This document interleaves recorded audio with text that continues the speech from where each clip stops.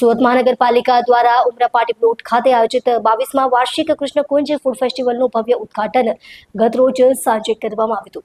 આ કાર્યક્રમમાં municipal commissioner Shalini Agrawal, Lok Sabha સાંસદ મુકેશ દલાલ, મેયર દક્ષેશ માવાણી, ભાજપના શહેર પ્રમુખ પરેશ પટેલ, સ્ટેન્ડિંગ કમિટીના ચેરમેન રાજન પટેલ સહિત અન્ય અધિકારીઓ અને નેતાઓએ ઉપસ્થિત રહી કાર્યક્રમની શોભા વધારી।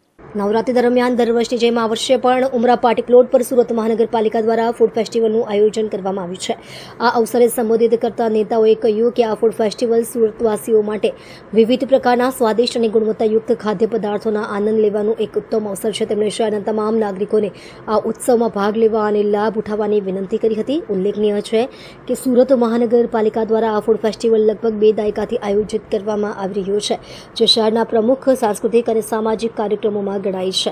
આ વર્ષે ફેસ્ટિવલમાં વિવિધ સ્ટોલ, સાંસ્કૃતિક કાર્યક્રમો અને મનોરંજનની વિશેષ વ્યવસ્થા કરવામાં આવી છે।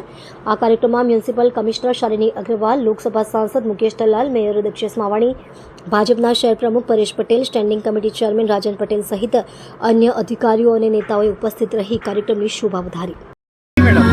આજથી નવરાત્રિનું શુભારંભ થયું છે। હું બધાને નવરાત્રિની ખૂબ ખૂબ હાર્દિક શુભકામનાઓ પાઠવું છું। આજથી સુરત મહાનગરપાલિકાએ નવરાત્રિનું ફેસ્ટિવલનું પણ આયોજન કર્યું છે। આમાં સાંસ્કૃતિક કાર્યક્રમ, ગરબા અને અન્ય સાંસ્કૃતિક કાર્યક્રમોના સાથે સાથે ફૂડ ફેસ્ટિવલનું પણ આયોજન કરવામાં આવ્યું છે। માનનીય વડાપ્રધાનશ્રીએ સમગ્ર ભારત દેશ માટે સ્વદેશી અપનાવો, વોકલ ફોર લોકલ અને મેક ઇન ઇન્ડિયાની થીમ લીધી છે। એમની ઝલક આપ આ કાર્યક્રમમાં જોઈ શકો છો। એટલે હું બધાને વિનંતી કરું છું કે સુરતનું ગરબો, જમણ આ બધાનું એન્જોય કરવા માટે, આનંદ મેળવવા માટે આ બધા જ આ નવરાત્રિનું જો ફેસ્ટિવલ છે ઉમરા પાર્ટી પ્લોટ ઉપર, એમનું આપ બધા માણો।